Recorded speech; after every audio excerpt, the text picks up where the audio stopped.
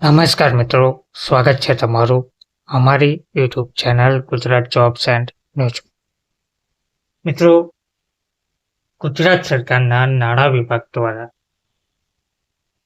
લાખો સરકારી કર્મચારીઓ માટે એક મહત્વનો પરિપત્ર જાહેર કરાયો છે. 7મા પગાર પંચના સંદર્ભે લાભ આપવા બાબત આ પરિપત્ર જાહેર કરવામાં આવ્યો છે.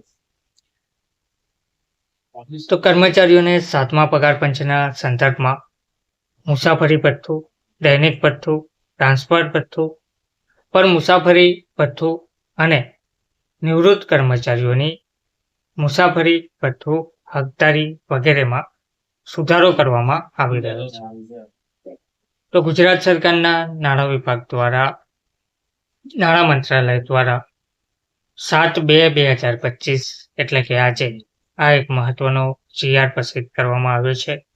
7મા પગાર પંચના સંદર્ભમાં મુસાફરી ભથ્થું, દૈનિક ભથ્થું, ટ્રાન્સફર પર મુસાફરી ભથ્થું અને નિવૃત્ત કર્મચારીઓની મુસાફરી ભથ્થું હક વગેરેના દરો ક્રમ નંબર પર ઉલ્લેખિત તારીખ 8/11/2024ના ઠરાવ દ્વારા સુધારવામાં આવેલ છે અને ઉપરોક્ત ઠરાવમાં ઉલ્લેખિત ટ્રાન્સફર પર મુસાફરી ભથ્થા અને દૈનિક ભથ્થા માટે X, Y અને Z વર્ગના શહેરોને આ ઠરાવ સાથે જોડાયેલા તરીકે વર્ગીકૃત કરવામાં આવશે.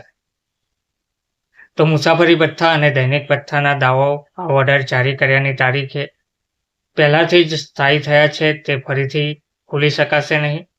ઠરાવ નંબર PGR 82C1 તારીખ 8/11/2024ની અન્ય તમામ શરતો યથાવત રહેશે.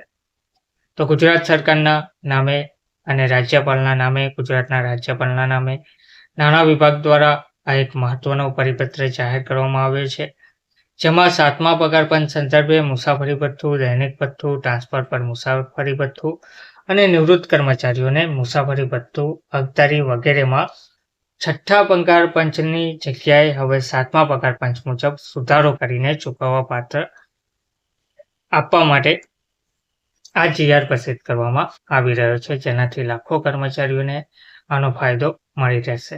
ધન્યવાદ.